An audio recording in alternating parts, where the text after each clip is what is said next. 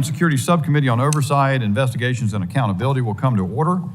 Without objection, the chair is authorized to declare the committee in recess at any point. The purpose of this hearing is to receive testimony from an expert panel that will outline how the government-sponsored censorship laundering enterprise operates, the price the American people are paying for the Department of Homeland Security's role in the censorship laundering enterprise, and the legal and constitutional implications of the department's role in censoring American voices. I now recognize myself for an opening statement.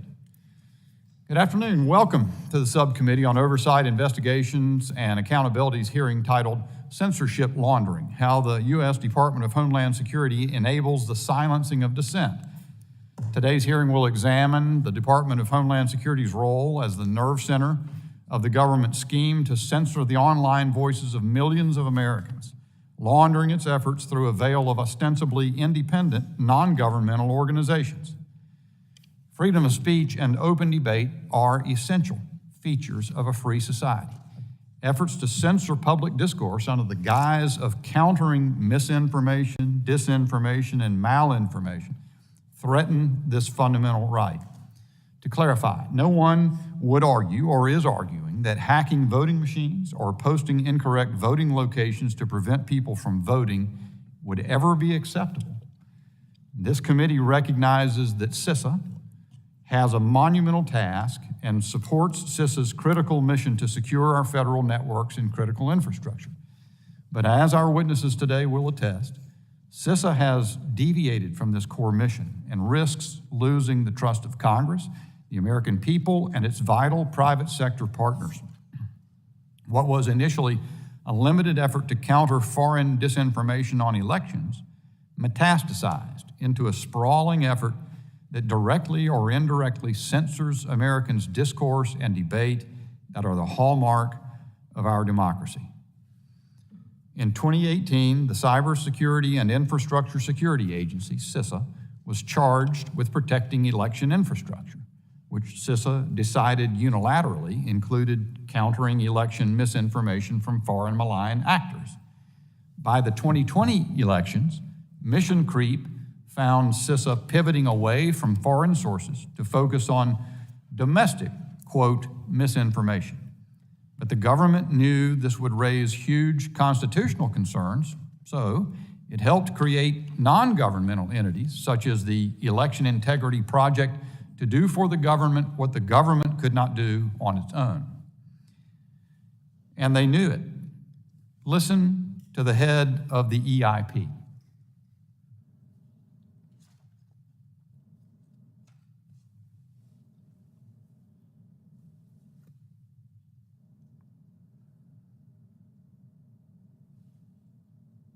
This is not because CISA didn't care about disinformation, but at the time, they lacked both kind of the funding and the legal authorizations to go do the kinds of work that would be necessary to truly understand how election disinformation was operating. So because of the feedback and the ideas from this group, we were able to pull together pretty quickly a project between these four different institutions to try to fill the gap of the things that the government could not do themselves. So government supported and funded NGOs to try to fill the gap of the things the government could not do themselves. That is just incredible. In a matter of a few months, CISA helped set up this censorship infrastructure. CISA acted as a switchboard, to use their words, to flag what they called misinformation and notify social media platforms who could independently, they say, decide whether to remove or modify the content. All told, according to one source, during the 2020 election, this scheme resulted in 859 million tweets collected for misinformation analysis, 22 million tweets and retweets categorized as misinformation subject to censorship, 21 Twitter users, Americans, domestic sources, identified and stigmatized as, quote, the most prominent repeat spreaders of disinformation, all of whom, perhaps coincidentally, were on the political right. And it's not just for elections. The same network, using the same tools, censored dozens of purportedly false COVID-19 narratives, many of which have subsequently been acknowledged as being true. So where is this headed? What is stopping DHS from overreaching its jurisdiction again to censor more Americans on whatever it deems critical infrastructure? In fact, who can say that it's not being done right now? We know DHS wants to expand this activity. Just last year, they tried and then retreated under ridicule from creating a disinformation governance board. DHS documents suggest that CISA wants to target issues as wide-ranging as racial justice, the U.S. withdrawal from Afghanistan, the war in Ukraine, and financial markets. The current CISA director has given us a clue as to what the ultimate goal might be. Listen to her.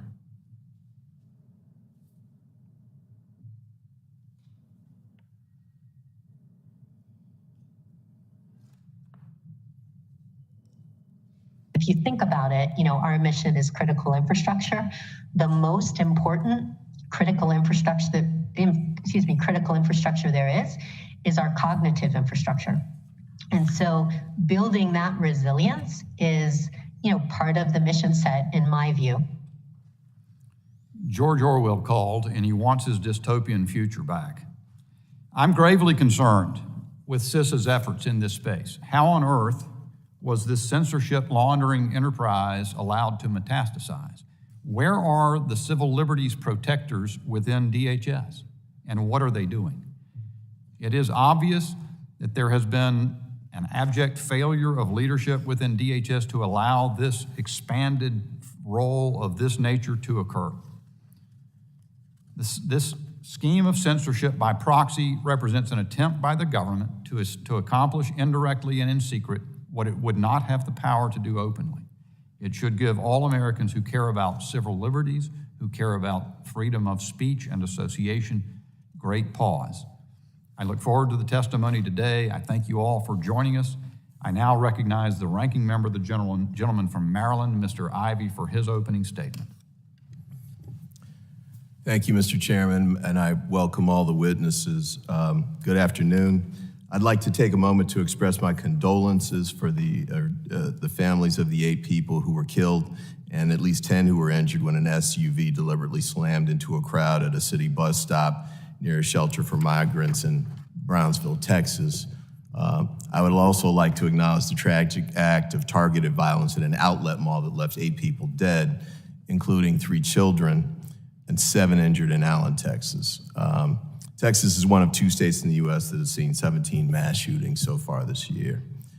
I want to say, with respect to this hearing, I had initially thought that the focus of the hearing would be on, because it is the Homeland Security Committee, dealing with false information, misinformation, disinformation that is aimed at, frequently by foreign parties, but not solely.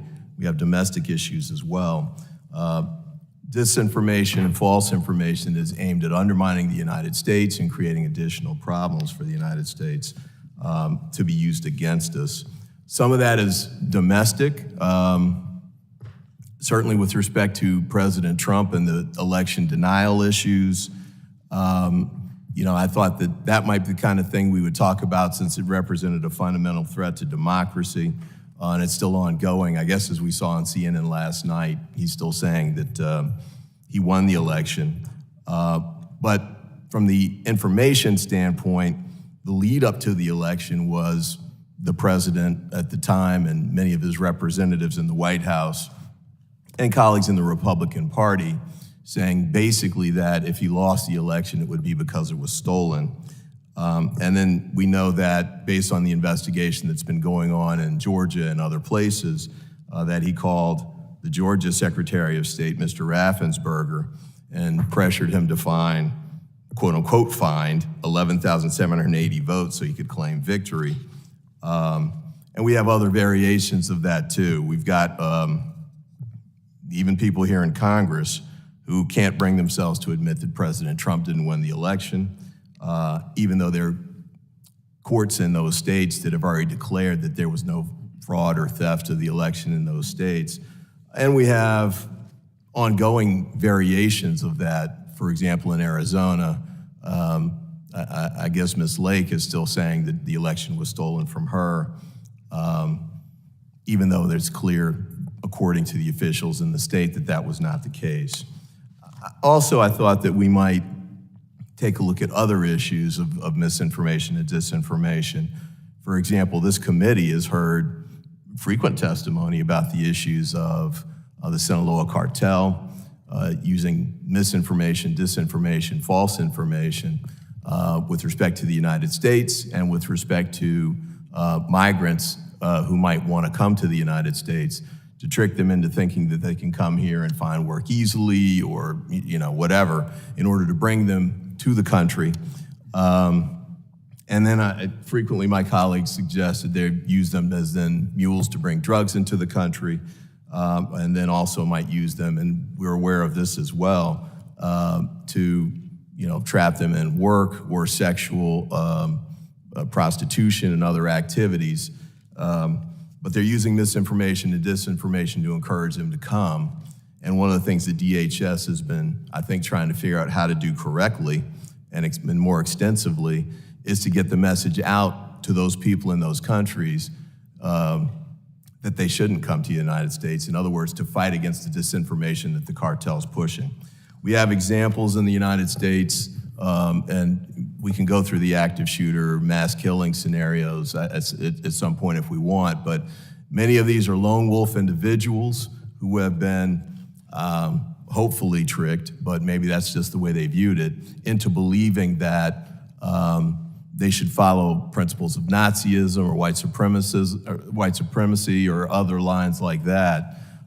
That leads them to become active shooters. Usually they act alone, they're lone wolves, but I think frequently we've seen in the aftermath of these killings, the statements they make online and about their beliefs, and many of them, especially those who've been drawn into terrorism, the information that they've got that persuaded them to become involved in terrorism in the United States, and that we need to try and find ways to address that in the United States so we can quell that effort to turn people against us in our own country. And then we have, with respect to the January 6th rioters, we've got ongoing misinformation and false information about these people being peaceful protesters or tourists even though I think it's clear, I think they've got 650 people plus have been convicted of breaking the law on that day, some as serious as seditious conspiracy. We've got domestic groups like the Oath Keepers and the Proud Boys, who actually they just were convicted a few days ago and were spewing this kind of misinformation as well. Clearly it creates a domestic threat to us that I thought we could take a look at from the standpoint of misinformation and disinformation. Then there was Russia, and with respect to their thinking about it, as they were preparing to invade Ukraine, they tried to do false flag information and information that was misleading, I think in an effort primarily to try and shatter the NATO coalition.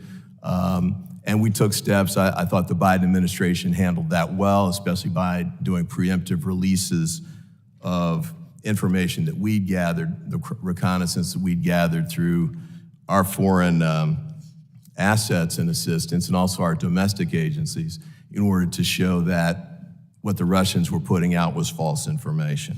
And that was critically important because it helped to preserve the NATO coalition in the war against Ukraine. I thought that those were the kinds of things we were going to talk about, and I guess Ms. Miller-Idris, I guess you are going to talk some about that. With respect to the censorship issue, which is fine, we can address it, I suppose, although I'll note that even though it's an important issue, it's not really primarily within our jurisdiction, which is why the Judiciary Committee already had a hearing on this, I think dealing with some of the same issues. I guess we'll get into the Twitter files and the like in a few minutes. And I believe Section 230 was referenced in the test, maybe your testimony, Mr. Turley, with respect to the points that you want to make. And that's fine, but the censorship issue, which we can talk about, is kind of tangential to the primary mission of this committee, in my view, which is protecting the homeland. And I think that's why, in large part, those issues have been separated out from our jurisdiction here in the Congress and given to the Judiciary Committee and to some extent Energy and Commerce, which also had a hearing on this too.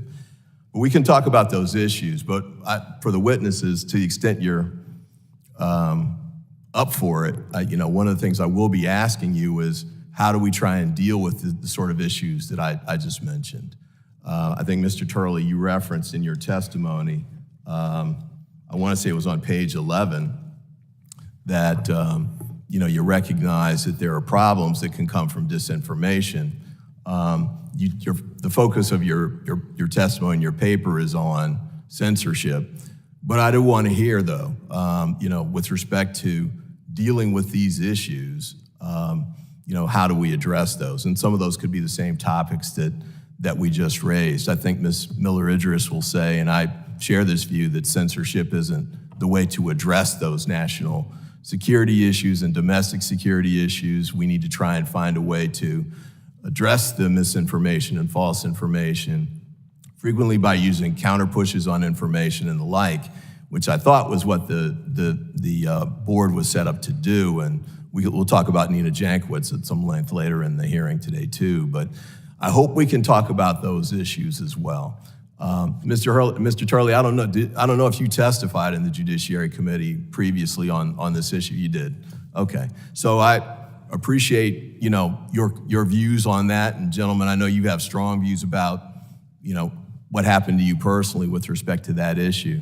But I do hope that we'll find a way to talk about the homeland security angles of these issues and what we need to do to protect ourselves and our citizens from false information that is being used against us as a nation and is creating domestic and foreign relations problems for us. And with that, I yield back. Thank you, Ranking Member Ivey. Other members of the committee are reminded that opening statements may be submitted for the record.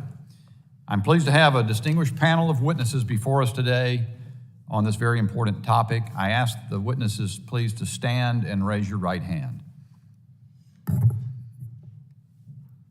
Do you solemnly swear that the testimony you will give before the Committee on Homeland Security of the United States House of Representatives will be the truth, the whole truth, and nothing but the truth, so help you God? Thank you. Please be seated. Let the record reflect that the witnesses have answered in the affirmative. And I'd now like to formally introduce our witnesses. Mr. Ben Weingarten is an investigative journalist and columnist. Dr. Martin Kulldorff is an epidemiologist and biostatistician and a professor of medicine on leave at Harvard University. Dr. Cynthia Miller-Idris is a professor at the School of Public Affairs and School of Education at American University. Mr. Jonathan Turley is the Shapiro Chair for Public Interest Law at George Washington University. I thank the witnesses for being here today. The chair will now recognize each witness for oral statements. Each oral statement will be limited to 5 minutes, but submitted written statements by witnesses will appear in the hearing record in their entirety. I now recognize Mr. Weingarten for 5 minutes for his opening statement. Chairman Bishop, Ranking Member Ivey, and members of the subcommittee, thank you for the opportunity to testify. Government's first charge is to defend the life and limb of the governed. DHS and CISA have vital roles to play in this regard. Because their mission is so critical, we are compelled to scrutinize them in good faith. I offer today's testimony in this spirit. Our republic rests on the inalienable right to free speech. That right is under assault by those working to toss their political foes into the digital gulag in defense of our democracy. Disturbingly, the federal government itself appears to be a key culprit. Overwhelming evidence suggests federal agencies, top White House officials, and lawmakers colluding with big tech and often government-coordinated and funded counter-disinformation groups have imposed a mass public-private censorship regime on the American people. This regime has suppressed opinions that diverge from its orthodoxy and even facts inconvenient to its agenda on an ever-growing number of topics, starting with elections, moving to COVID-19, and now covering many other contested issues, all under the guise of national security and public health. CISA is core to these efforts. CISA has served as a censorship conductor, driving regular meetings between security agencies and social media companies aimed at encouraging the platforms to combat purported mis- and disinformation. That is, to censor disfavored speech as the government so deems it and by the government that regulates them, and they have. CISA has served as a censorship switchboard, in its words, collecting purported misinformation from government and non-government actors in the form of tweets, YouTube videos, and even private Facebook messages, and relaying the flagged content to the platforms to squelch it. And CISA has served as an architect of the broader public-private censorship regime, helping originate, consult, network, and partner with often government-linked third parties to themselves serve as First Amendment circumventing mass surveillance and mass censorship enterprises. These systematic speech stifling efforts, often targeting core political speech and intensifying during elections, seem tantamount to a conspiracy to violate the First Amendment and running domestic election interference. In short, we've unwittingly been paying unelected and unaccountable bureaucrats to silence ourselves. We're told these speech police are pursuing thought crimes for our own good. Authorities say MDM, mis, dis, and malinformation, fuels violent extremism and therefore that it must be purged. They ask us to ignore the selective and cynical linking of speech they disapprove of to terror, and they allied their mandate to suppress truth, malinformation being based on fact by CISA's own definition, but the intent or impact of which our betters disapprove of. Never discussed are questions like, who determines what constitutes MDM? Should it be the state, which itself has cast as MDM that which it later acknowledged was settled science, or we the people? If the state justifies speech regulation on national security or public health grounds, what are the standards for determining when wrongthink is sufficiently dangerous to rise to the level of censorship? If skepticism about mail-in balloting, which Jimmy Carter and the New York Times once shared, or skepticism about COVID policies that, if more widely heard, might have saved lives and liberties, amount to violent extremist threats to critical infrastructure, as DHS has indicated, making such speech ripe for suppression, what about anti-cop sentiment, or pro-abortion sentiment, or radical environmentalist sentiment? And if wrongthink must be verboten, why stop at censoring it on social media? Why not pull every TV network that propagates wrongthink off the air? Or review every text in every library and bookstore for wrongthink and burn the offending titles? Why not censor wrongthinkers' chats and emails? Why not ban them from the internet and suspend their mail service altogether? And while we're at it, why not make it illegal for wrongthinkers to possess pens and pads too? Would proponents of the censorship regime trust their worst political foes with these powers? We may believe our fellow Americans hold bad ideas, if not ideas that are plain wrong. But the worst idea of all is that government should be the arbiter of what we're allowed to speak and hear.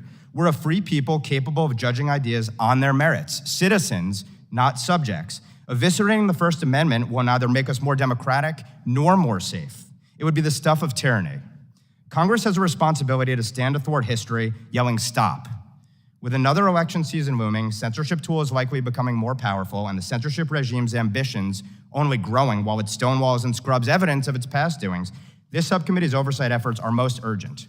This body should endeavor to fully expose DHS's role in censorship past and present, and directly and by proxy, curtail funding, implement legislative remedies, and hold accountable all those who engaged in unconstitutional acts in connection therewith. Thank you, and I look forward to taking your questions. Thank you, Mr. Weingarten. I now recognize Dr. Kuldorf for 5 minutes for his opening statement. Thank you all for having me here. Censorship can be deadly. Freedom of speech is always important, but is especially important during a national emergency such as the pandemic. No authority is infallible, and when a new virus emerges, it is impossible for politicians and public health officials to get everything right without listening to discussions between a wide cast of scientists with different ideas and expertise and thoughts. I'm an epidemiologist, a biostatistician, and a professor of medicine at Harvard on leave. For over 2 decades, I've done research on the detection and monitoring of infectious disease outbreaks and on the safety evaluation of vaccines and drugs. I helped build the nation's disease surveillance systems, Despite this, I was censored and blacklisted during the pandemic by Twitter, LinkedIn, YouTube, and Facebook. In early 2020, we already knew from Wuhan data that there's more than 1,000-fold difference in COVID mortality between the old and the young. During the pandemic, we failed to adequately protect older Americans, while school closures and other lockdown measures generated enormous collateral public health damage that we now must live with and die with for years to come. During the spring of 2020, Sweden was the only major Western country to keep schools and daycare open for children ages 1 to 15. Among those 1.8 million children, there was 0 COVID deaths, and the COVID risk for teachers were less than the average of other professions. This showed that it was safe to keep schools open. It was important for America to know that, but the July 2020 New England Journal of Medicine article of school closures did not even mention Sweden. That's like reporting on a new medical treatment without including information from the comparison control group. Unable to publish my thoughts about the pandemic in US English language media, in the summer of 2020, I used my Twitter account to share the Swedish data and argue for open schools. But in July 2020, Twitter put me on their trends blacklist to limit the reach of my open school posts. In October 2020, I authored the Great Barrington Declaration with 2 fellow epidemiologists. We argued for better protection of high-risk older people while keeping schools open and letting young people live more normal lives. This was shadow banned by Google and censored by Reddit. Our Facebook page was unpublished. In March 2021, Twitter censored a post when I wrote that, quote, thinking that everybody must be vaccinated is as scientifically flawed as thinking that nobody should. COVID vaccines are important for older high-risk people and their caretakers. Those with prior natural infection do not need it, nor children. Twitter falsely claimed that the tweet was misleading and it could not be replied to, shared, or liked. We have known about infection-acquired immunity since the Athenian plague in 430 BC, and the questioning, denial, and censoring of such natural immunity is the most stunning denial on scientific fact during the pandemic, with deadly consequences. At a time when vaccines were in short supply, we were vaccinating young adults and people with natural immunity who did not need it, before many older Americans whose lives could have been saved by it. Another example, through randomized studies and reviews, we know that face masks provide only marginal or no protection against COVID. It is then dangerous to make older, high-risk Americans believe that masks will protect them when they will not, as they maybe go to crowded restaurants or supermarkets thinking that the mask is keeping them safe. In May 2021, I was temporarily suspended by Twitter for 3 weeks for writing that, quote, naively fooled to think that masks will protect them, some older, high-risk people did not socially distance properly, and some died from COVID-19 because of it. Tragic. Public health officials, scientists must always be honest with the public. In April 2021, I participated in a scientific roundtable hosted by Florida Governor Ron DeSantis. This was censored by YouTube. Many nurses were infected while heroically taking care of COVID patients, and some of them were later fired for not taking a vaccine, even though they had stronger immunity than the vaccinated. In October 21, I wrote an article urging hospitals to hire instead of fire nurses with natural immunity, as they are the least likely to infect older, frail patients. This was censored by LinkedIn.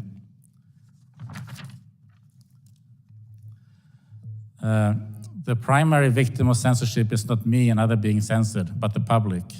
As politicians, to properly serve your constituents, you have both the right to hear from and the duty to listen to a range of scientists. The public also has that right. Censorship inevitably leads to self-censoring. Some of my public health colleagues did not speak up for fear of being censored, silenced, or slandered like I was. When the Bill of Rights was written, Americans had lived through troubled times. They did not use that as an excuse for censorship. I think they understood that freedom of speech is especially important during difficult times when difficult decisions must be made. I hope that the 118th Congress is just as wise as the first Congress was when it adopted the First Amendment as part of the Bill of Rights. Thank you very much for listening. Thank you, Dr. Goldorf, and I now recognize Dr. Miller Idris for her 5-minute opening statement. Chairman Bishop, Ranking Member Ivy, members of the committee, I'd like to thank you for your service to our country and for calling attention to the critical issue of disinformation. In addition to being a professor at American University, I also direct a research lab there called the Polarization and Extremism Research and Innovation Lab, also known as PERIL. PERIL designs, tests, and scales up evidence-based tools and intervention strategies to help people recognize and reject harmful online content while safeguarding their freedom of speech as an alternative to security-based approaches that rely on surveillance, monitoring, censorship, or banning. We do not teach people what to think. Our work is nonpartisan and rooted in evidence. And our research has demonstrated with consistent statistical significance that people can learn to recognize persuasive and manipulative tactics in order to make more informed choices in their lives, especially online. Over the past 3 years, PERIL has fielded a constant stream of emails and calls from individuals and communities across the country, all asking for help confronting the impacts of disinformation and propaganda in their lives. In Michigan, a grandfather and military veteran wrote to ask what he could do about his grandson who had joined an armed militia. In Texas, faith leaders asked us for ways to support pastors whose congregations were torn apart by partisan polarization and conspiracy theories. In Vermont, a local entrepreneur asked if the school system could help prevent future employees, most of whom he hired from the high school, from espousing propaganda that had become a problem in his staff. These stories illustrate what research evidence has also demonstrated. We face a national crisis rooted in the rampant circulation of disinformation and harmful online content. American communities are coming to us because they feel threatened by online disinformation, and they aren't alone.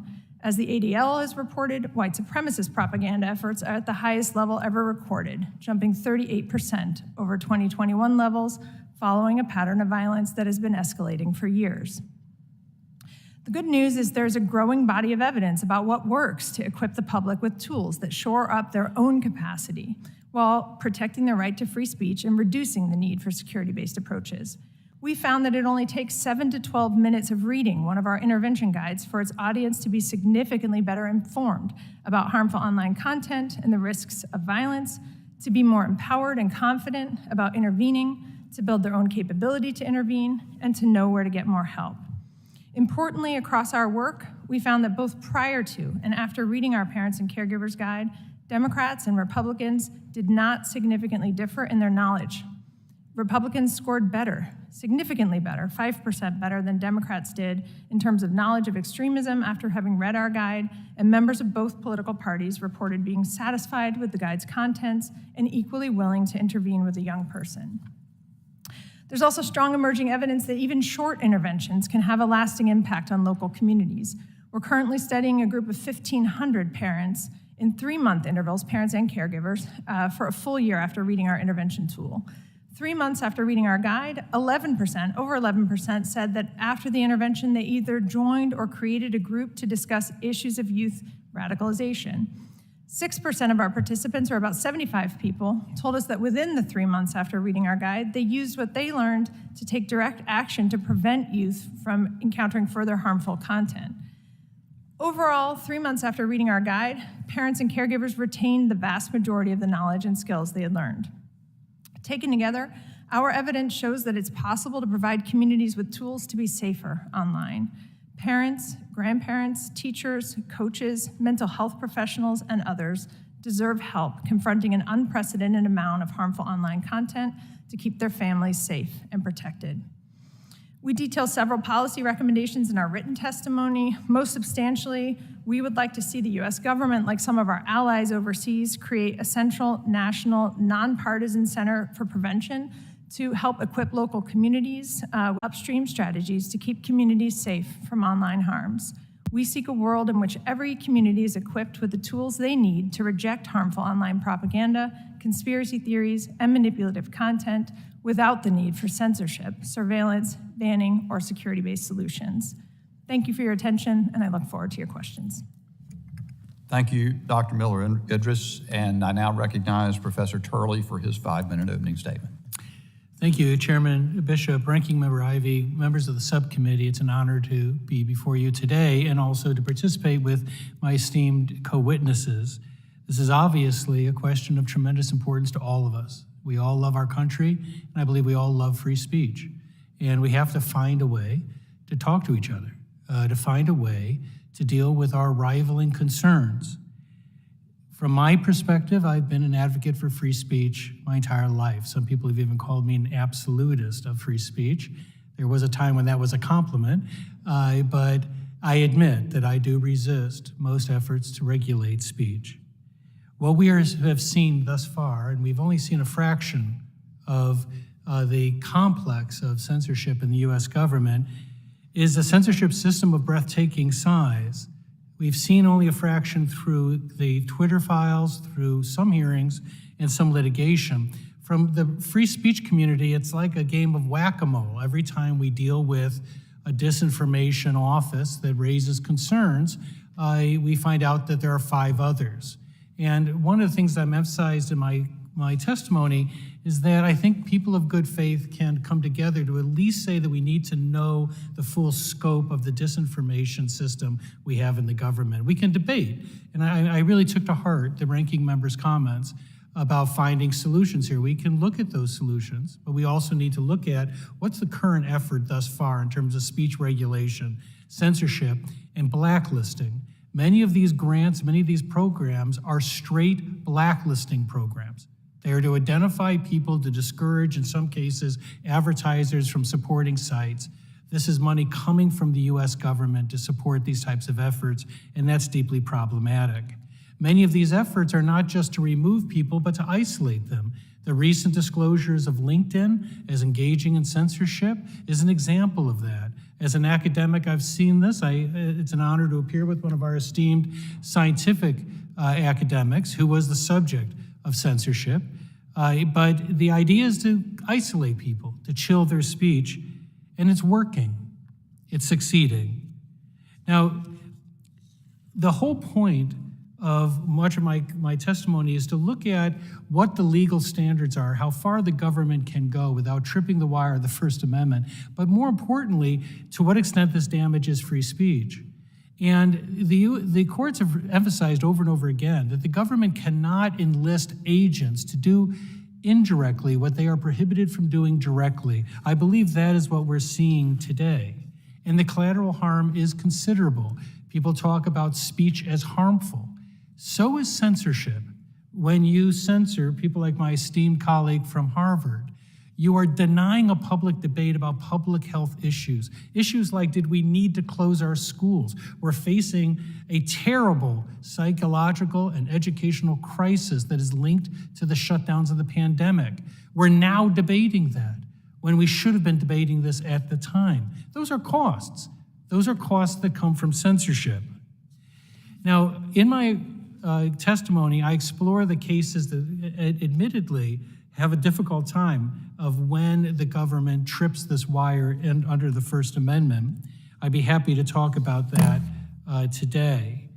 I obviously am very critical of CISA's idea that it is supposed to be regulating the cognitive infrastructure.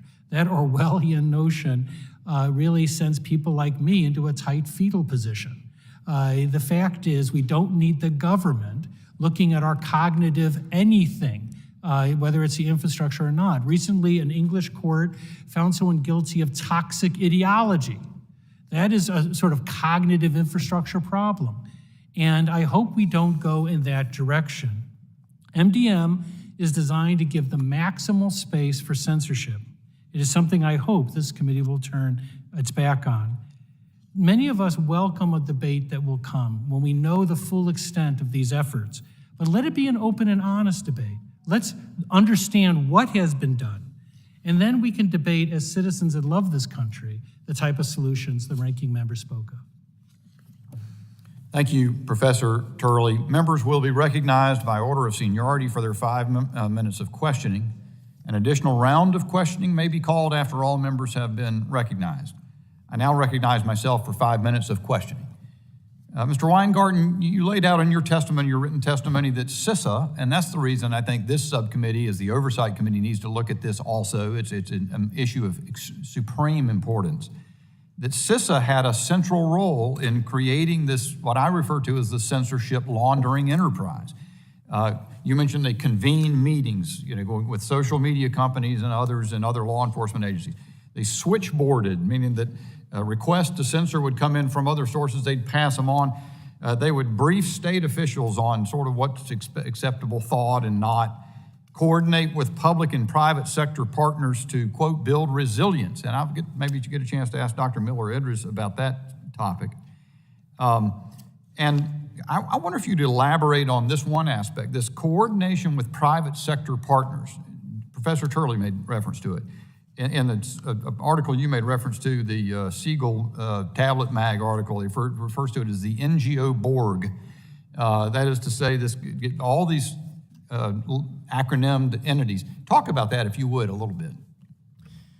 Well, thank you, Mr. Chairman. And, briefly, switchboarding, that concept of receiving purported misinformation or disinformation and then passing it on to a platform and the platform responding and saying escalated and yes, under XYZ policy, we have taken action on this tweet.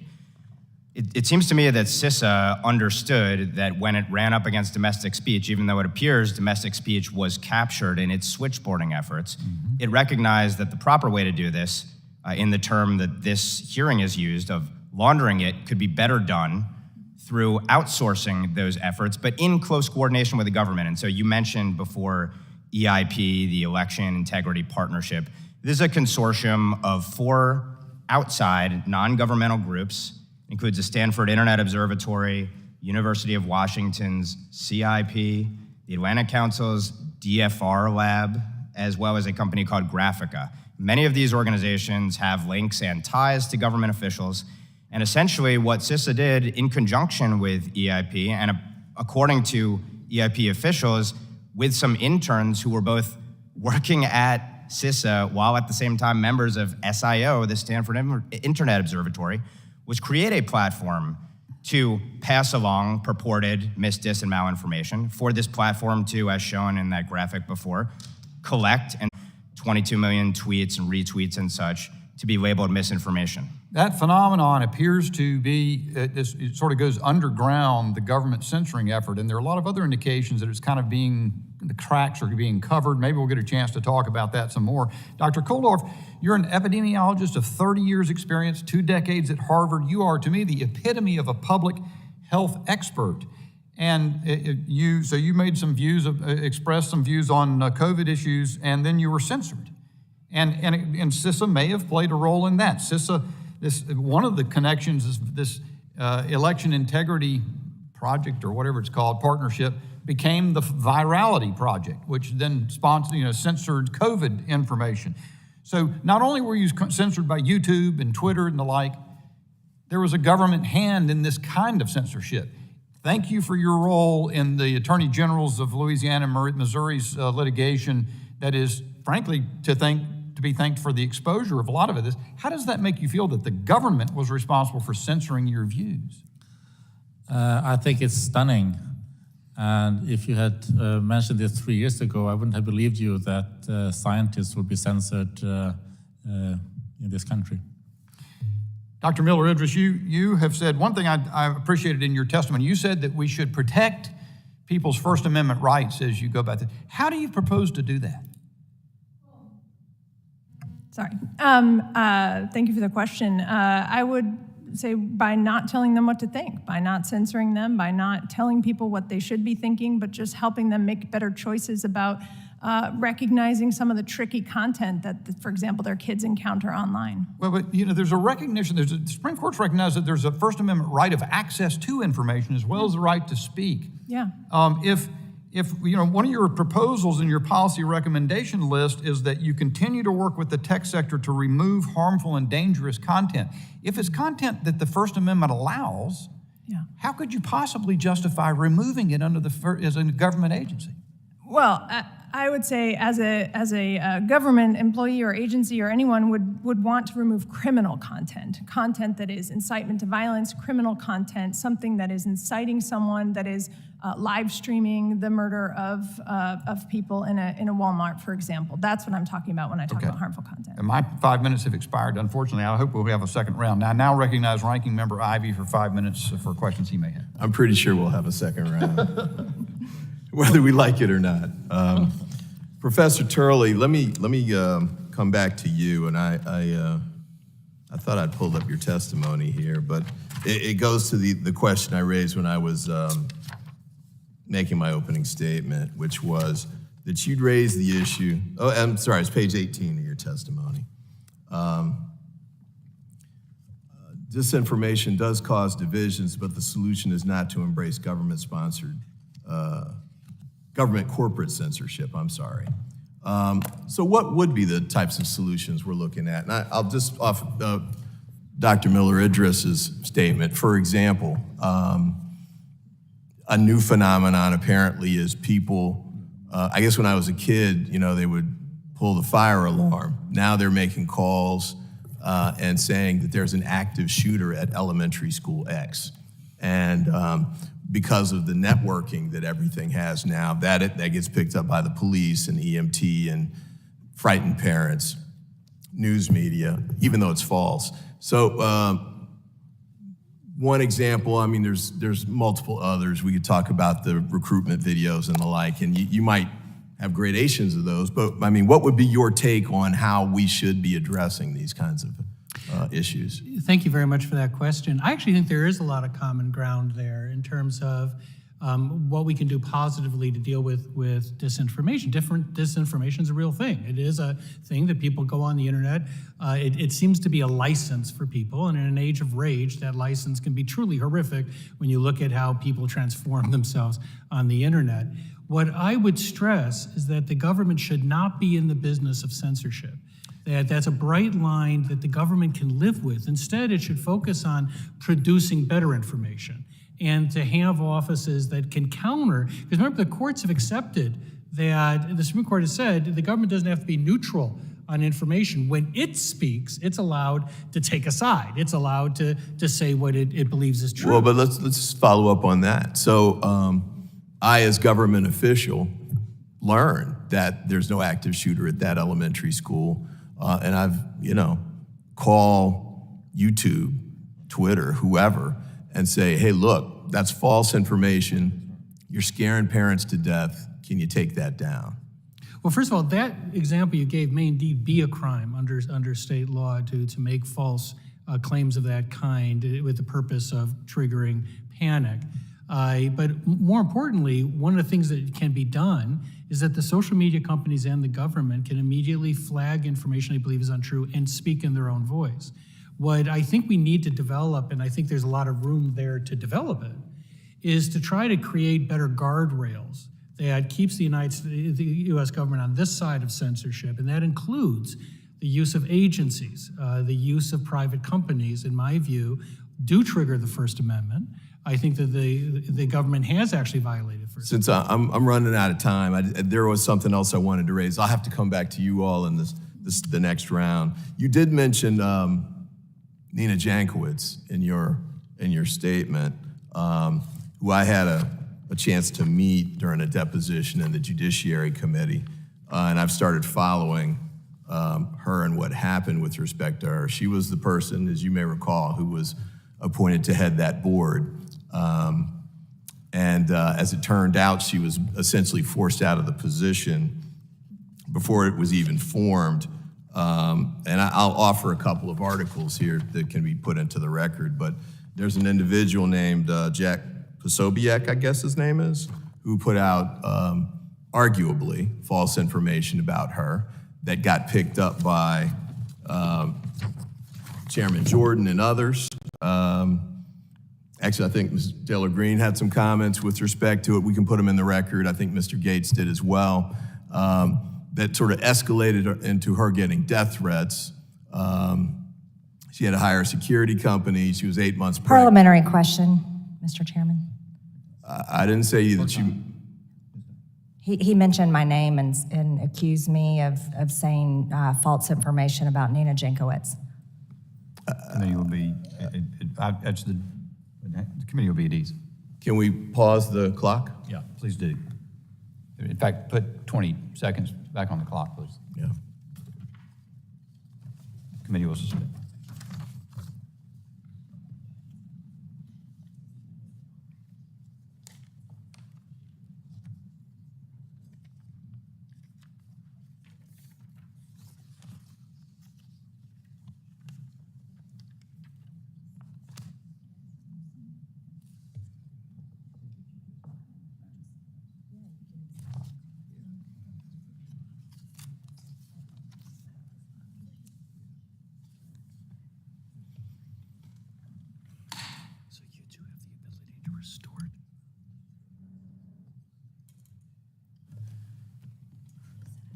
Members are reminded not to engage in personalities, and the gentleman is recognized.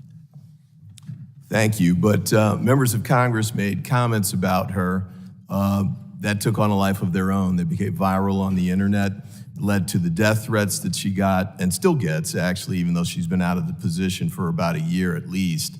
And I think she's filing a lawsuit against Fox for propagating these stories as well. But, you know, she was clearly a victim of, in my view, misinformation, disinformation. You know, and from her perspective, it was very ironic because that's what she was actually brought into the government to try and address. So I'll come back to it later, but thank you, Professor Turley, for your comments. The gentleman yields back, Thank you, and sir. I now recognize the gentlelady, Ms. Green of Georgia, for her 5 minutes. Thank you so much, Mr. Chairman, and thank you, witnesses, for coming before our committee today. I am one of those that believe our First Amendment is one of the greatest rights that we have. And I also am so grateful to be an American, always believing that freedom of speech was something that we possessed until the past few years, where myself and many other Americans, Dr. Kuldorf, we found ourselves, I like you, had my Twitter account permanently banned for posting my speech, opinions, and thoughts on Twitter about COVID-19. I'm not a doctor or an expert like you are. You certainly are an expert in the field, and it was a shame that you had your speech censored. But it's appalling to me that CISA, which is taxpayer funded by the American people, the same American people that are given the right to the freedom of speech, that are given this great freedom by our founders, had their speech censored. And that combination between the Homeland Security and CISA working with private companies, big tech companies and others to silence Americans is a grave assault on all of these Americans' First Amendment rights. So I'd like to ask each of you, Mr. Weingarten, do you believe in the First Amendment? Wholeheartedly. Dr. Kuldorf? I do. Dr. Miller Address? Absolutely. Mr. Turley? I do. Great. Well, it seems that we all share the same belief. I would like to ask, since we're talking about truth and information, given that CISA engaged in this with the Department of Homeland, who is the author of truth? And I'll ask each of you again, who's in charge of truth? Mr. Weingarten. Well, I believe as citizens, we're all entitled to evaluate facts and opinions and decide for ourselves. Mm-hmm. Dr. Kuldorf? Nobody's in charge. It's a collective responsibility. Dr. Miller Address. I agree. There's no truth with a capital T. I think we all need to be equipped with the tools to evaluate evidence and make decisions. Mr. Turley? I agree with all those comments. Great. This is very overwhelmingly fantastic. But I'd like to ask a question, Dr. Miller Address, if I may. You're an expert on so-called right-wing extremism, including online radicalization by right-wing extremist groups. You've written several books on right-wing extremism, including Hate in the Homeland, The New Global Far Right. You're a member of the Southern Poverty Law Center, the SPLC, Tracking Hate and Extremism Advisory Committee. I couldn't find any of your work studying left extremism or Antifa or BLM. I mean, we all know Antifa and BLM riots are responsible for $2 billion on damage across American cities in 2020. And Antifa literally took over Portland and declared their own autonomous zone. So I'm just wondering, how do you consider your organization, Peril, and a good source of informing people on what they should believe and not believe when you do no study whatsoever into left extremism? Thank you for the question. I'm an expert on the far right because I spent the first 20 years of my career working in Germany in the post-Holocaust, post-unification surge of far-right extremism. And I know you have a hearing on Tuesday on far-left extremism. Yeah, but which Dr. was- Miller, just to let you know, this is America. We're not Nazi Germany. Yeah, I absolutely right. But that's how, when I pivoted here, the first time I was asked to testify was about that evidence that I had learned from what Germany had been doing, and then that became relevant here for policymakers.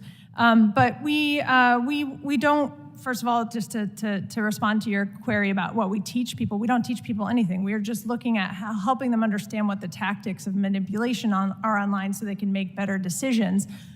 We have experts who do work on environmental extremism. We have experts who work on Islamist forms of extremism.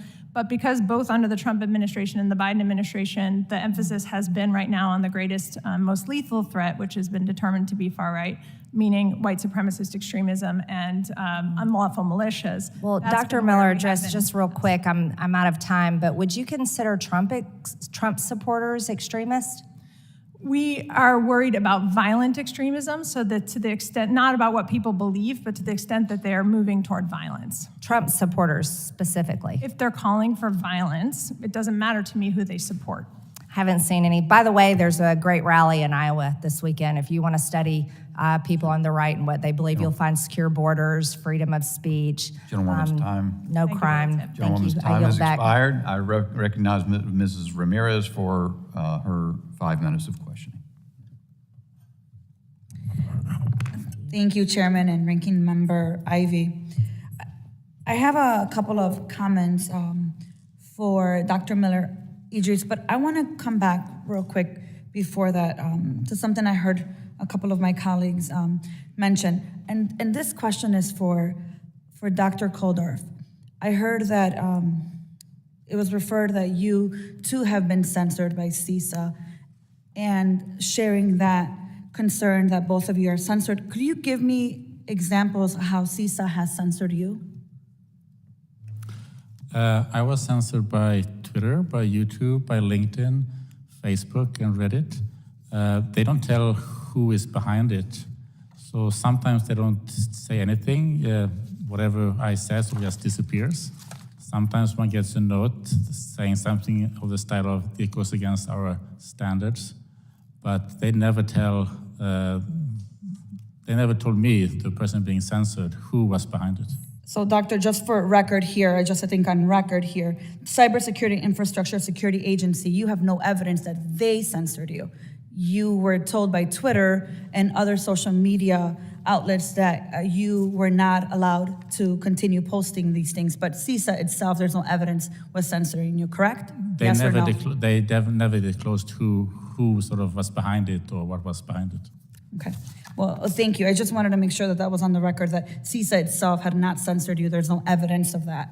So I want to come back, Dr. Miller Idris, to the work that you've been doing, your work on disinformation and the role of hate in community violence. Look, it could not be happening at a more urgent time. We talk about the border here, we talk about children, families, people seeking asylum, and there's all sorts of things that are said about them. And just a few days ago, someone senselessly drove their car into a group of migrants outside of a shelter in Brownsville, the same border that my mother crossed pregnant of me. A witness of the horrible scene heard the attacker make anti-immigrant remarks after he initially tried to run away after pulling his car into people, killing several and injuring more. There isn't always a written manifesto to directly point to when it comes to extreme hate, but we know there's a troubling connection between spreading hateful ideas and extreme violence that destabilizes entire communities.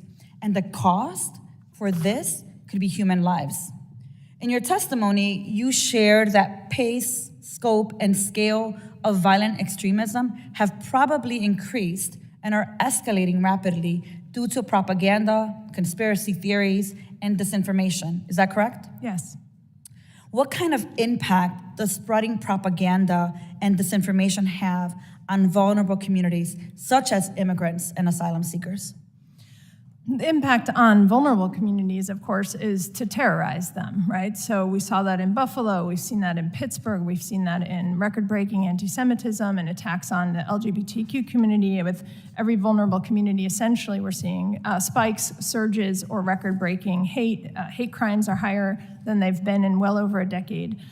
So the impact is on families that are torn apart, communities that are torn apart, but also people who are afraid to go to synagogue, to go to church, to go to their school board meetings, in some cases, that they're going to be met with violent protesters. Thank you. And there's this extremely disturbing rise in people who commit extreme violence that cite the Great Replacement theory, which, to be absolutely clear, is a white supremacist conspiracy theory that alleges that white people are being replaced by Black and brown people, including immigrants. In your opinion, what are the most effective strategies for countering conspiracy theories like the Great Replacement theory that promote deadly violence and are frequently a source of inspiration for people who commit horrific violence in our communities? Well, what we have found is that nobody likes to find out that they're being manipulated. People do not like to find out that they're being manipulated or that they're at risk of manipulation. I think it's extremely difficult to counter propaganda and conspiracy theories. Once they circulate, you get into challenges to freedom of speech, you get into censorship issues, and you also get into ineffective strategies, as we've seen. But what does work is to prevent people from believing it in the first place. We have excellent evidence that that can be done by teaching them how manipulative tactics work and letting them make up their own minds. Dr. Miller-Idris, I really appreciate all of your work. And Chairman, I yield back.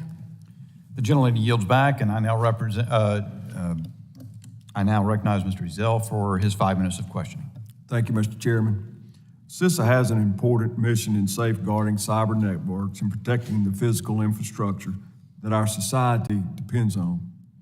The agency has enjoyed a broad bipartisan support since Congress established CISA in 2018 because it plays a key role in protecting the homeland. It is my goal that this continues with its original intent. Mr. Weingarten, what concerns do you have about CISA's ability to fulfill its core responsibilities?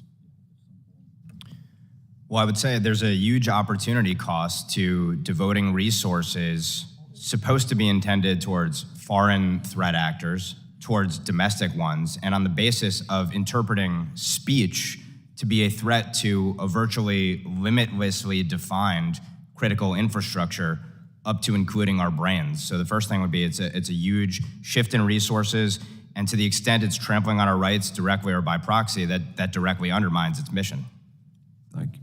Documents obtained in a lawsuit show Brian Scully, a deputy of CISA's Countering Foreign Influence Task Force, communicating regularly with external organizations. At one point, Mr. Scully even offers up a CISA-run webpage as a resource to help with one partner's pre-bunking efforts. In other words, CISA was generating content and then pushing it to external parties to shape their censorship efforts. Can you walk us through some of the key players involved in discussions like these and how they work together to create a censorship operation? Mr. Weingarten. So as you noted, Mr. Scully is one senior official who I believe is the chief of the MDM team now, and it's worth noting that that foreign task force became the MDM team, going from foreign to domestic and foreign actors under its purview. Beyond that, Matt Masterson, I believe, was a top election official within CISA. He ultimately would end up, I believe, becoming maybe a non-resident fellow at the Stanford Internet Observatory. There's sort of a revolving door here. Worth noting, Christopher Krebs as well, former director of CISA. He ended up starting a consultancy with the head of SIO, Alex Stamos. And we can go through several other individuals on the outside as well. So non-CISA officials, but officials, or rather principals, who were coordinated by CISA, worked with CISA, ended up on CISA's advisory committees and such. Those would include Kate Starbird at the University of Washington's CIP as well. Renee DiResta within SIO, I believe was a research director there. She had direct ties to CISA advisory committees as well. So there's a slew of people, and it's sort of a revolving door, and it starts to blur the line between public and private. Thank you. Professor Turley, This censorship laundering enterprise basically gives government officials and their private sector partners the power to control public discourse. What is the danger of the government focusing on some of these subjective terms like misinformation and malinformation? Well, the danger is significant. You have terms like malinformation. It starts out by saying the information may be true, but we're going to target that information because it's being used to manipulate others. Statements like that are really quite chilling for all of us that value free speech. And the question is, should the government be in that business? But it is in that business. I mean, in terms of the two legal issues that we look at, these are government agents who are acting. So we don't even have to get into the question of whether there's an agency relationship with private companies. There are government officials who are taking these acts and actively participating in what is the largest censorship system in the history of this country. And then second, you have private actors who are being used by what I call censorship by surrogate. Both of those raise constitutional questions. But putting all that aside, one of the things I emphasize in my testimony is people constantly have this mantra, it's not a First Amendment problem, so it's not a free speech problem. That's not true. The First Amendment is designed to deal with one problem of free speech. It was the traditional, the most looming problem at the time. It is not synonymous or exclusive with the term free speech. What the US government is doing now is a serious threat to free speech. Thank you, Mr. Turley. Mr. Chairman, I yield back. Gentleman yields back, and the chair now recognizes Ms. Clark for her 5 minutes of questioning. Good afternoon. First, let me thank our panel of witnesses for joining us today and thank Chairman Bishop, Ranking Member Ivey for calling this hearing. The department's role in addressing mis, dis, and malinformation is certainly a worthy topic of discussion for this subcommittee. Unfortunately, many of my colleagues are politicizing a serious issue today, and I'd like to set the record straight. The rapid spread of mis, dis, and malinformation is a threat to our security and to the institutions at the foundation of our democracy. Both the Department of Homeland Security's Office of Inspector General and the Homeland Security Advisory Council have determined disinformation to be a threat to national security and to the successful execution of DHS's mission from disaster response to border security to election security. Mr. Chairman, I ask unanimous consent to insert into the record reports on disinformation from the DHS Office of the Inspector General and the Homeland Security Advisory Council. Without objection, so ordered. Thank you. As the former chair of the Subcommittee on Cybersecurity and Infrastructure Protection, I'm acutely aware of the threat mis, dis, and malinformation poses to the election security and other critical infrastructure. In 2020, DHS had to provide guidance to telecommunications firms to prevent attacks on 5G cell towers linked to a COVID conspiracy theory. In the wake of the election, related disinformation campaigns aimed to undermine public confidence in election outcomes. CISA established rumor control to serve as a trusted source of election information. Suffice it to say, the threat posed by disinformation is real, and we have to take it seriously. Dr. Miller Idris, I thank you for your testimony today and for your leadership in developing mechanisms to combat disinformation. Would it surprise you to learn that the intelligence community had referenced misinformation or disinformation as a threat to national security in every worldwide threat assessment except one since 2016? No, that does not surprise me. Mr. Chairman, I ask unanimous consent to insert into the record the worldwide threat assessments from 2016, 2018, and 2023. Without objection, so ordered. Thank you, sir. I'm concerned that my colleagues are attempting to make a real discussion about combating disinformation so politically toxic that no one will touch it. And what kind of threat does that pose to our national security? Well, I yield back. The gentlelady yields back, and I now recognize Mr. Strong for his 5 minutes of questioning. Thank you, Mr. Chairman. I'd like to remember those that are defending America's southern border as we're a matter of hours from not an insurgent, but an all-out invasion of tens of thousands of illegal migrants, to name a few, from Mexico, Guatemala, Honduras, El Salvador, Cuba, Haiti, Iran, Russia, and China too. While fentanyl, heroin, cocaine, marijuana continues to pour into America, and the Secretary of Homeland Security continues to testify and spew that on every network he has operational control of the southern border. As this administration struggles to admit that their policies created the southern border debacle that will soon unfold before the world's eyes, the fact is President Donald Trump's policies worked and America was protected. Thank you again for being here with us today. The Cybersecurity and Infrastructure Security Agency, or CISA, was originally formed under the Trump administration to reduce and eliminate threats to U.S. critical physical and cyber infrastructure. It's hard to believe the agency has gotten so far away from its original mission. This shouldn't come as a surprise if you recall CISA Director Jen Easterly's view on CISA's mission, which Chairman Bishop just reminded us of. In August of 2021, she said, one could argue we're in the business of critical infrastructure, and the most critical infrastructure is our cognitive infrastructure.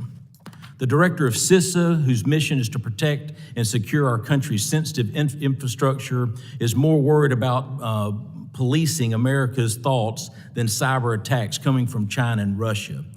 Much of the public information regarding CISA's censorship activities is only known because of the Missouri versus Biden lawsuit and the release of internal communications from Twitter after it came under new ownership.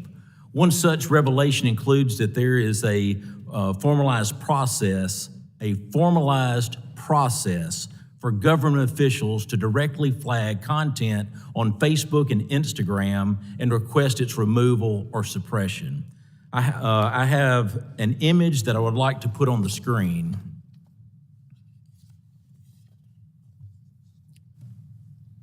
It's ordered. This is the landing page for Meta's content request system, which is still active as of this morning. You must have a government or law enforcement email to use. Yet CISA officials maintain that they, and I quote, don't flag anything to social media organizations at all. We don't do any censorship.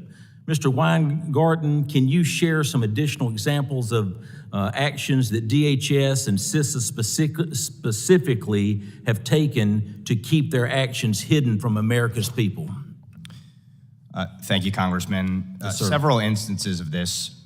First, there's been stonewalling of congressional inquiries into CISA's efforts, and subsequently the House Judiciary Weaponization Subcommittee has subpoenaed Director Easterly in connection with the subject that we're talking about today. Beyond that, there's been scrubbing of not only documents, but also websites, which illustrate the fact that CISA was intently focused and may well still be intently focused, and certainly its partners are intently focused on domestic speech. In fact, it's almost comical. If you go to a site, I believe the URL was cisa.gov/MDM, it now takes you to a foreign dis and malinformation site. There's no sign of domestic activity that it's pursuing related to it. So I'd say scrubbing, stonewalling are the two biggest instances that we've seen thus far. Thank you. There have been several examples of DHS trying to expand its censorship activities only to back down when the public found out, such as last year's effort to create a disinformation governance board.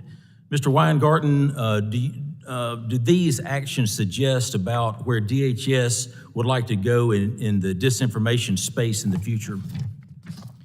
I think by the words of the DHS secretary, absolutely. But if they are not able to carry it on, their partners, actually in the private sector side, were encouraging the creation, I believe, of something like a Center for Mis and Disinformation Excellence within the government, and that seems to be what the DGB was intended to be. But we have many other ministries of countering mis, dis, and malinformation, even if there isn't some oversight body layered onto it.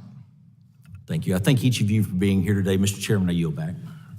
Thank you. The gentleman yields back, and I now recognize the gentleman from Arizona, Mr. Crane, for his 5 minutes. Thank you, Mr. Chairman. Thank you guys for being here. I'd like to take a second to push back on one of my colleagues' comments that he made a second ago to a friend of mine who's not in the room to defend herself. Mr. Ivey actually said, quote, "I guess Ms. Lake is still saying that the election was stolen from her, even though there's clear, according to the officials in the state, that this was not the case." Now, I find it funny when people in this town use that defense, according to the officials. Right. Like the American people believe the officials. They don't. A recent Pew study showed that only 20% of the American people believe the elected officials.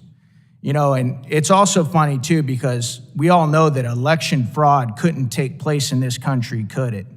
Right? This is America. That couldn't take place here.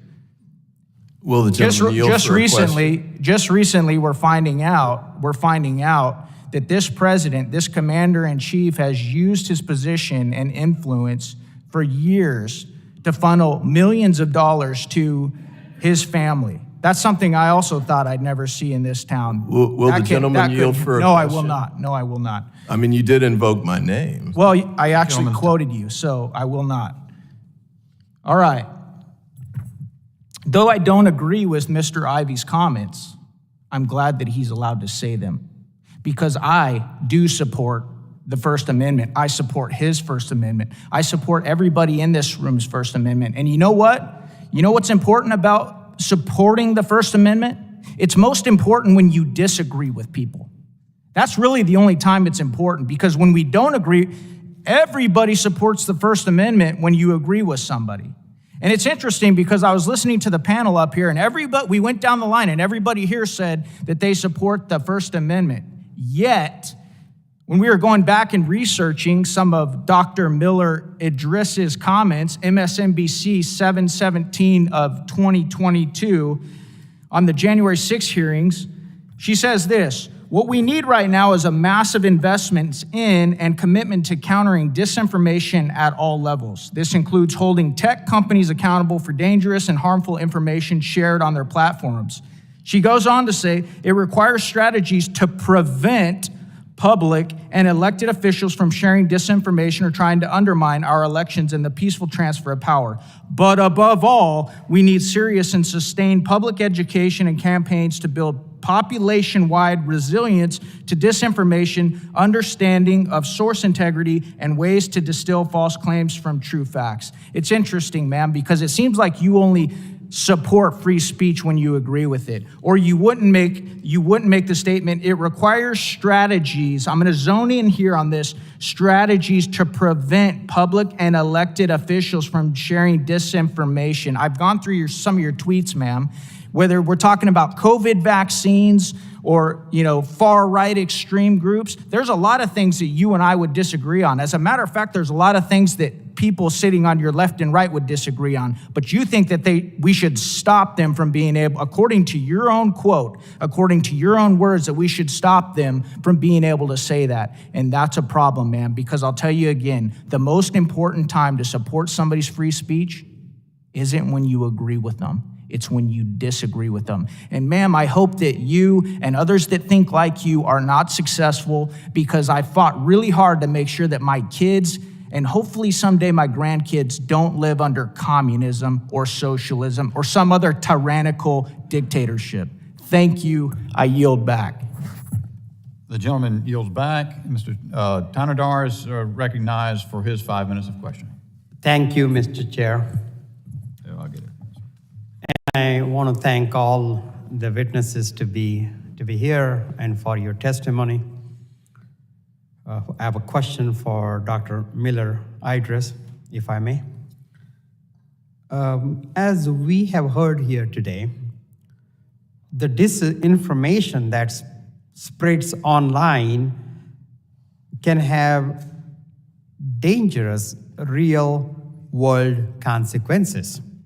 Disinformation has been used to incite violence, including the January 6th insurrection, and crime targeted at ethnic minorities. this disinformation drown out marginalized voices. Dr. Miller, Idris, based on your research and expertise, what have you found are the best strategies for combating pervasive disinformation campaigns? Thank you for the question. What we find in the evidence is that the best way to work to combat disinformation, if you will, is to prevent people from making the choices that would lead to the spread of that to begin with. So we focus on teaching people about manipulative tactics, regardless of the content, and also about recognizing sort of warning signs in their loved ones, regardless of the ideology. So for example, one of the things we hear from our focus groups is that young people have been saying in classrooms things like, there is no political solution, right? That comes from the left, that comes from the right. And it is a call to violence to say there's no more political solution, we have to move to violence. And so if an adult hears that, they know that a child is exposed to something online that is potentially opening up rabbit holes of further harm and disinformation. So that's what we work on. Thank you. Now, despite my Republican colleagues' misplaced fixation on the defunct Disinformation Governance Board and their own disinformation on the board's intended role, the Department of Homeland Security has a significant and valid role to play in combating the dangerous disinformation that compromises our security.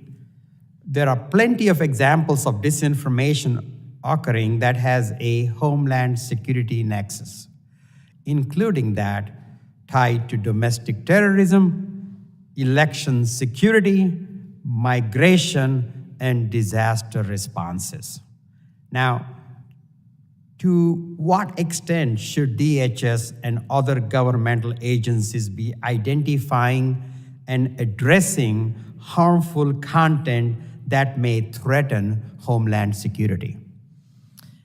Thank you for the question. I think that what we hear, anyway, in our lab is that American communities are desperate. They are worried. They're worried about what they're seeing, what their loved ones are seeing, and they're afraid. And so I think that the government has an obligation to help local communities with better ways to recognize and reject harmful content. And I think that that includes a national security frame, but not exclusively a national security frame. That has to also be something that is education, that is health and human services, that is about what local communities need. And that needs to include some expertise and where to draw the line. And I would welcome the opportunity to have longer conversations about where that line falls, because I think that's one of the biggest issues we face.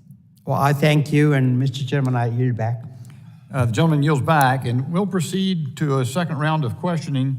We are up against votes, so we'll try to proceed as quickly as we can, and we'll see if the witnesses are available to remain. If we have to have a break for votes, we'll see if you can do that. But so I've at this time, well, let me do this first. I want to, without objection, I want to submit for the record the graphic shown by Mr. Strong during his 5 minutes, the Facebook content request screen. And now I recognize myself for 5 minutes of questioning. So, Dr. Miller Idris, I want to sort of pursue where I left off and others have illustrated.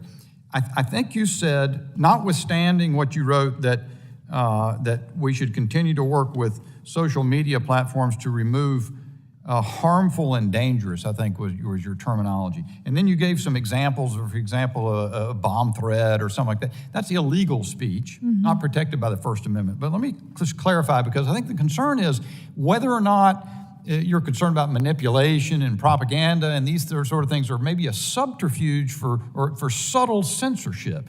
So let me get at it in this way.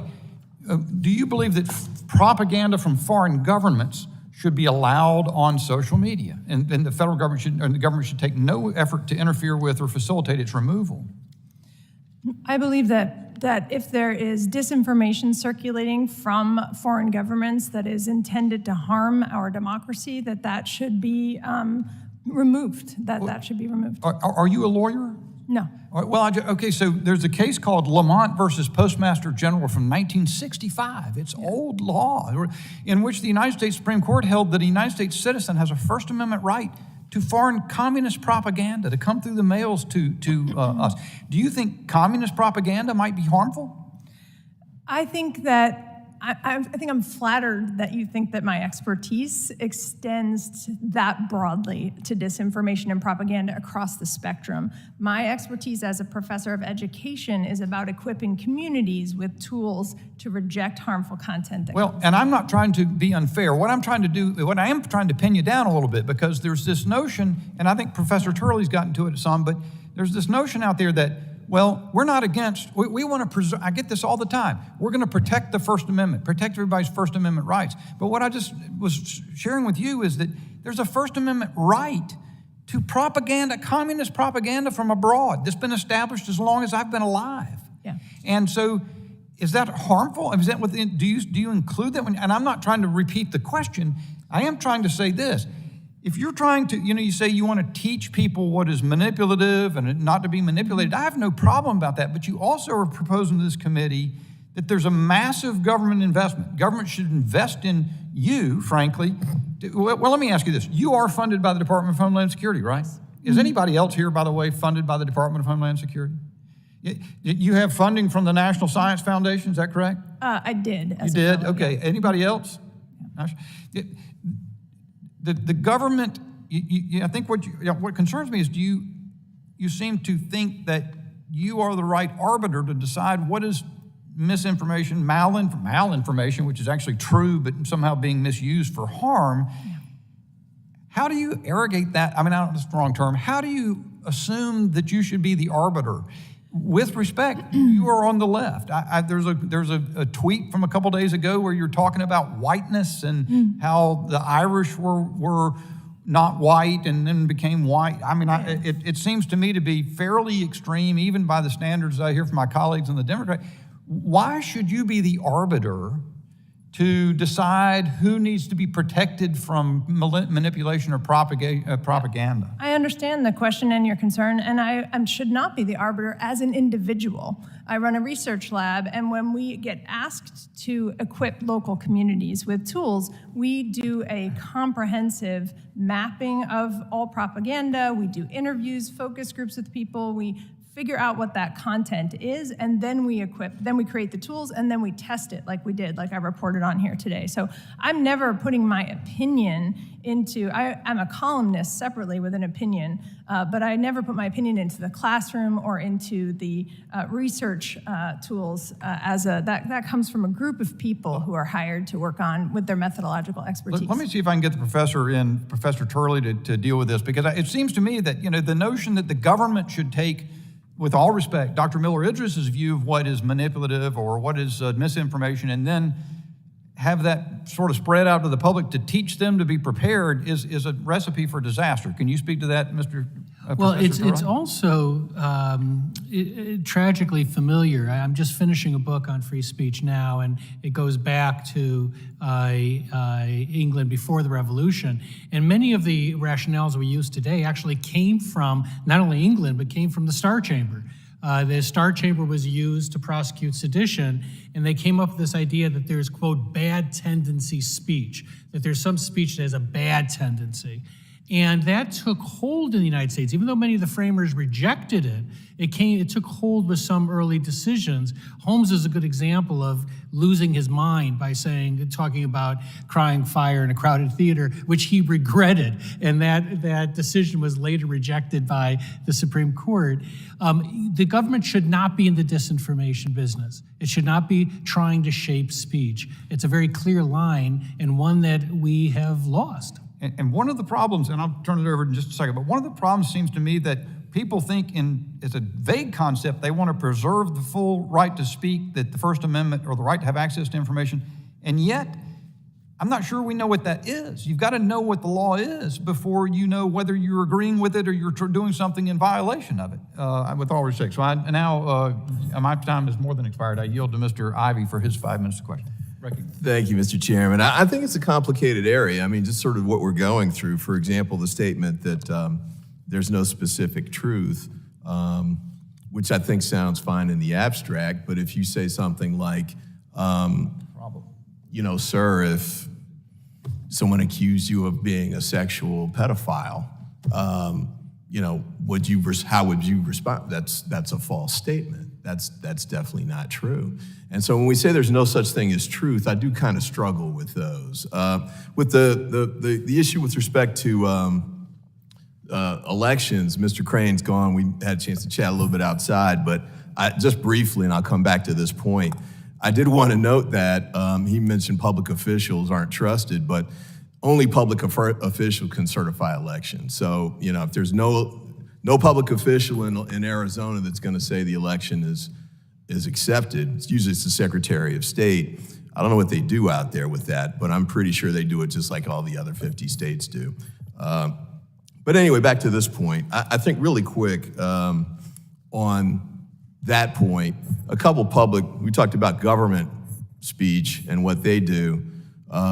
Wear your seatbelts. I'm old enough to remember a time before we had seatbelts, and then there was a pushback about putting them in the cars, and then there was pushback and free speech pushback, but statements I think were clearly false, that they weren't necessary, they didn't save lives.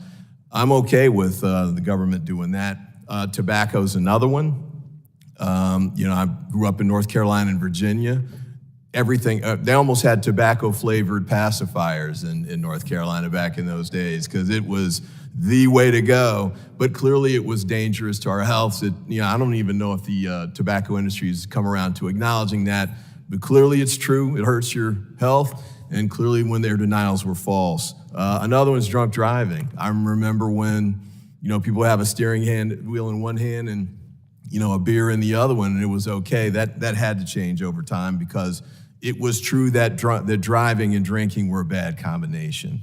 So I think it can be tricky if we, you know, get too absolute in the statements that we're making along these lines. And I do take Professor Turley's point, although even in those circumstances, I think there's scenarios where it makes sense for the government to at least be involved. Now, we might not say they should be able to take down information, but, you know, in the damaging scenarios that we talked about, for example, or, you know, people giving false weather information, you know, just things that can really cause dislocations in people's lives.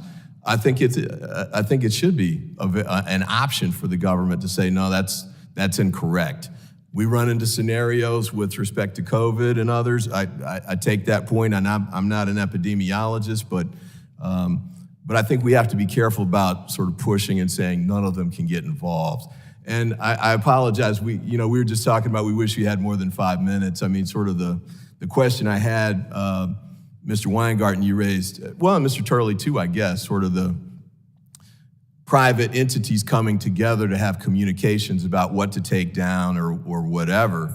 And I take it you view that as, you know, you see negative connotations around that. I do kind of wonder if there's some good reasons for them to do that. For example, lawsuits in the government are now pushing them in the direction of they're being pushed towards managing content. And if they don't, they get in trouble for it. Matter of fact, they get dragged up here by Congress, who beats them up about not taking it down. We could go back to the TikTok hearing, what was that, last month? I don't agree with everything TikTok's doing, but we are putting a lot on them and expecting them to manage content and essentially publicly punishing them when they don't. So there may be a reason they're having those conversations. Maybe we'll have another hearing where, you know, people can come up and from DHS and from some of these entities. I'm open to that. We could talk about it then. I did want to finish with this. Nina Jankowicz, I did want to not leave that unfinished. There's a couple articles I'd like to offer for the record. One is A Surreal Experience, former Biden info chief details harassment. That's out of Politico. And then the other one is Old Comments by Disinformation Board Director Misrepresented Online. That's an AP story.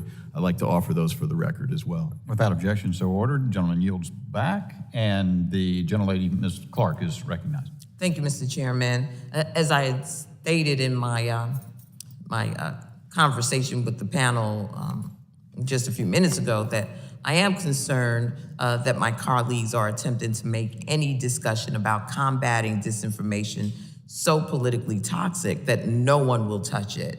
And, that's a threat. It's a threat to our way of life.